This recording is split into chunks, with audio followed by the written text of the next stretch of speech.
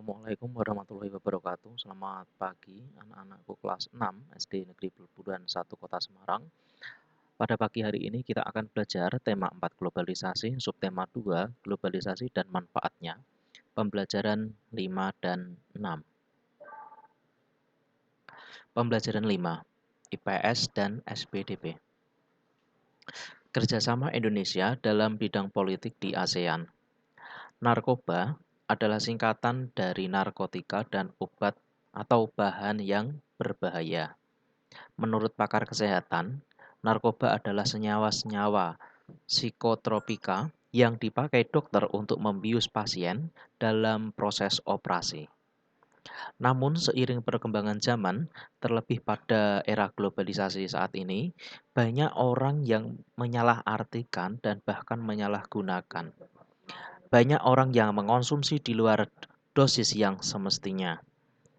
Kurniawan menjelaskan bahwa narkoba adalah zat kimia yang dapat mengubah keadaan psikologi seperti perasaan, pikiran, suasana hati, serta perilaku jika masuk ke dalam tubuh manusia, baik dengan cara dimakan, diminum, dihirup, disuntik, intravena, dan sebagainya.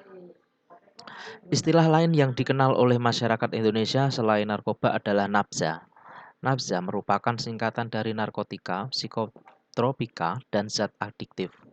Narkotika adalah zat atau obat yang berasal dari tanaman atau bukan tanaman, baik sintesis maupun semisintesis yang dapat menyebabkan penurunan atau perubahan kesadaran, hilangnya rasa nyeri, dan dapat menimbulkan ketergantungan. Satu hal yang perlu dipahami bahwa narkoba memiliki semakin meluas hingga merambah ke pelosok karena dukungan budaya global yang dikuasai oleh budaya barat. Nah, anak muda yang sedang berada pada masa pencaharian jati diri dan cenderung suka mencoba hal baru, mudah tergiur untuk meniru atau mengadopsi budaya barat yang masuk ke Indonesia. Nah, salah satu budaya yang mengkonsumsi narkoba. Nah, dampak negatif atau narkoba banyak memberikan dampak negatif bagi pelaku, keluarga, maupun masyarakat. Nah, secara lebih rinci sebagai berikut. Dampak bagi pelaku yaitu menyebabkan ketergantungan, menimbulkan berbagai banyak penyakit, menyebabkan depresi mental dan dikucilkan. Yang kedua, dampak bagi keluarga akan merasa malu di lingkungan masyarakat. Yang ketiga, jika dalam lingkungan masyarakat terdapat orang yang mengonsumsi narkoba, maka lingkungan masyarakat tersebut akan kena dampaknya juga, yaitu hilangnya rasa aman karena adanya peredaran narkoba. Nah, anak-anak bisa melihat gambar berikut. Di sebelah kiri adalah keterangan ganja, sedangkan di sebelah kanan adalah sabu. Nah, ganja untuk jangka pendeknya yaitu perubahan kesadaran terhadap waktu, perubahan suasana hati. Suasana hati mudah gundah seperti itu ya. Gerakan tubuh terganggu, kesulitan berpikir dan memecahkan masalah. Yang terakhir untuk jangka pendeknya adalah gangguan terhadap daya ingat. Nah, untuk jangka panjang dalam ganja yaitu gangguan pernapasan. Yang kedua, meninggalkan denyut jantung. Yang ketiga, gangguan pada bayi. Yang keempat, halusinasi, paranoia, dan berpikir secara tidak teratur. Sedangkan jika untuk sabu, untuk jangka pendeknya yaitu yang pertama insomnia. Mereka anak-anak yaitu insomnia itu adalah gangguan tidur, hilangnya nafsu makan, euforia dan sikap terburu-buru, mudah tergesa-gesa, denyut jantung cepat dan tidak teratur, hipertermia. Untuk jangka panjang yaitu eh, orang yang mengonsumsi sabu akan merasa kecanduan. Efek psikologi seperti paranoia, halusinasi, dan aktivitas motorik berulang.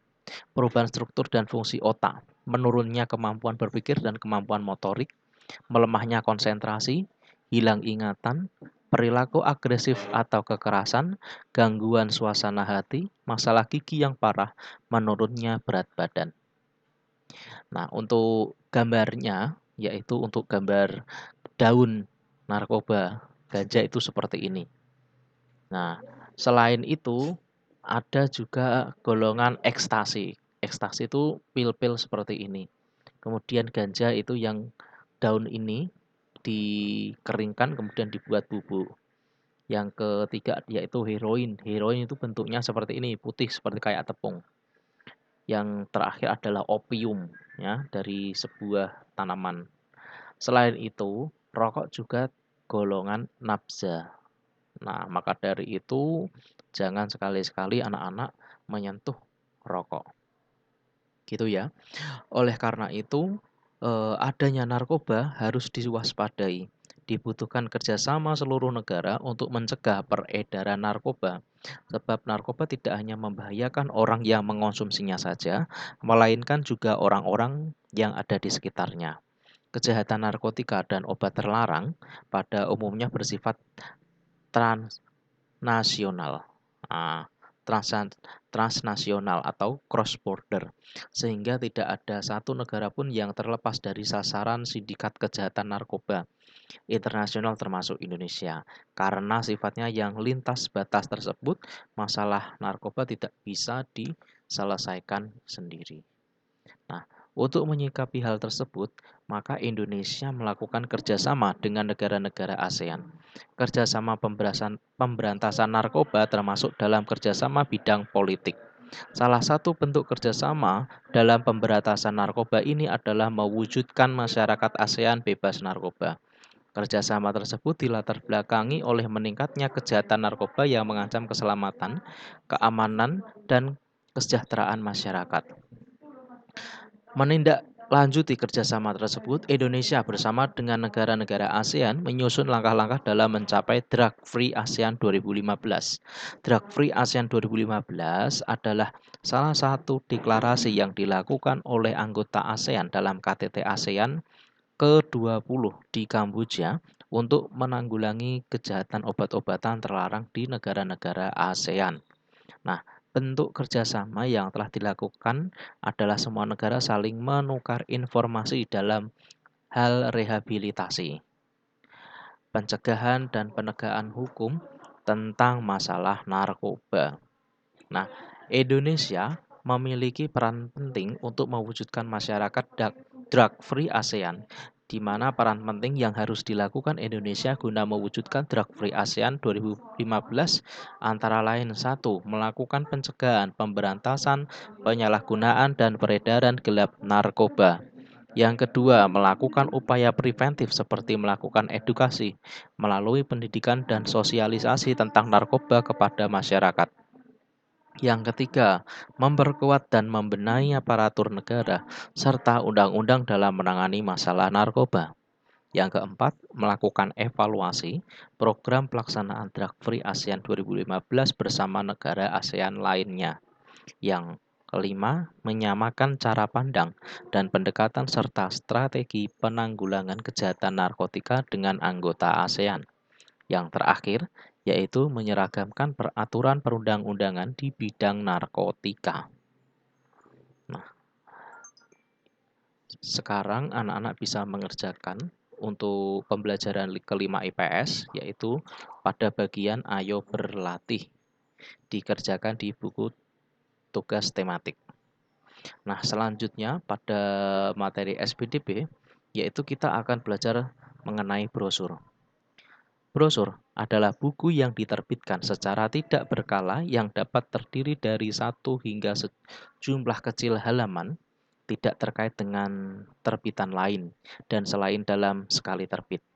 Nah, sama seperti poster, brosur juga berfungsi sebagai media yang memberikan informasi dan sebagai alat iklan. Sebagai alat atau media informasi, brosur memiliki ciri-ciri sebagai berikut. Yang pertama, pernyataan dari pesan yang selalu tunggal. Kedua, bertujuan untuk menginformasikan, mengedukasi, dan membujuk atau mempengaruhi pembaca agar dapat menangkap pesan dari yang disampaikan. Yang ketiga, brosur diterbitkan hanya sekali. Yang keempat, dibuat semenarik mungkin agar menarik perhatian publik. Yang kelima, distribusi dengan cara tersendiri oleh pembuat brosur tersebut. Nah, kita bisa membuat brosur jika kita mengetahui hal-hal yang diperlukan dalam pembuatan kerangka, ya. Nah, adapun hal-hal yang perlu diperhatikan untuk pembuatan brosur adalah kerangka. Nah, kerangka tersebut berisi tentang hal-hal pertama, penjelasan barang atau jasa yang akan diinformasikan. Yang kedua, dampak atau keuntungan dari produk atau jasa. Yang ketiga adalah kalimat ajakan yang menarik bagi publik. Nah, itu adalah materi brosur pada pagi hari ini. Untuk bahan evaluasi, anak-anak bisa mengerjakan ayo berlatih. Ada 5 soal. Dikerjakan di buku tugas. Jangan lupa diberi tanggal dan mata pelajarannya. Kemudian, anak-anak bisa membuka pada buku paket tema 4 pembelajaran ke-6, PPKN dan Bahasa Indonesia. Nah, keragaman ekonomi di era globalisasi. Era globalisasi banyak memberikan dampak bagi masing-masing negara. Salah satunya adalah mudahnya produk suatu negara masuk ke negara lain. Begitu pula di Indonesia. Banyak produk dari negara lain yang masuk ke Indonesia. Nah, berkaitan dengan hal tersebut, maka sudah seharusnya warga negara Indonesia mencintai tanah air. Nah, mencintai tanah air merupakan kewajiban setiap warga negara. Banyak cara yang bisa dilakukan untuk menunjukkan rasa cinta terhadap tanah air. Salah satunya adalah bangga menggunakan produk dalam negeri. Dengan menggunakan produk dalam negeri, anak-anak turut berpartisipasi dalam pembangunan bangsa. Selain itu, terdapat pula manfaat menggunakan produk dalam negeri. Nah, beberapa manfaat penggunaan produk dalam negeri yang pertama, produksi dalam negeri akan meningkat. Yang kedua, menambah besar skala usaha dalam negeri. Yang ketiga, menambah jumlah investasi di Indonesia. Yang keempat, meningkatkan jumlah lapangan pekerjaan. Yang terakhir, mengurangi angka kemiskinan dan kriminalitas. Nah, untuk materi PPKN cukup hari ini, yaitu membahas tentang keragaman ekonomi di era globalisasi. Untuk bahan evaluasi, seperti biasa anak-anak mengerjakan 5 soal berikut ini di buku tugas. Kemudian, menemukan informasi, kata baku, dan tidak baku dari teks. Teks. Nah, sebelumnya masih ingatkah kalian tentang teks eksplanasi yang telah kalian pelajari pada pembelajaran sebelumnya? Sebuah teks ditulis biasanya untuk menyampaikan informasi atau kata-kata yang digunakan dalam penulisan teks. Nah, teks pada umumnya itu menggunakan kata baku sehingga mudah dipahami dan dimengerti. Nah, untuk kembali mengingat tentang teks eksplanasi dan menambah tentang wawasan kalimat baku, anak-anak membaca teks mengapa harus hemat listrik. Nah, ini di buku paket pada pembelajaran 6 ada, silahkan dibuka. Nah, setelah anak-anak membaca paragraf ini ya, nanti tugas anak-anak yaitu buka pada buku halaman 94, tulis kosakata non baku ke dalam tabel berikut dan carilah padanan kata bakunya. Misalkan nomor 1 kata non baku yang kalian temukan apa? Misalkan ya dicetak miring pada paragraf 1 ini adalah butuhkan. Nah, berarti nanti ditulis kata non bakunya nomor 1 adalah dibutuhkan. Nah, kata baku dari dibutuhkan itu apa? Kemudian membuat kalimat efektif dengan menggunakan kata baku tersebut. Gitu ya. Untuk lebih jelasnya atau kelengkapannya anak-anak bisa buka buku tema 4 paket halaman 94. Ya, sekian dari Pak Beni. Terima kasih.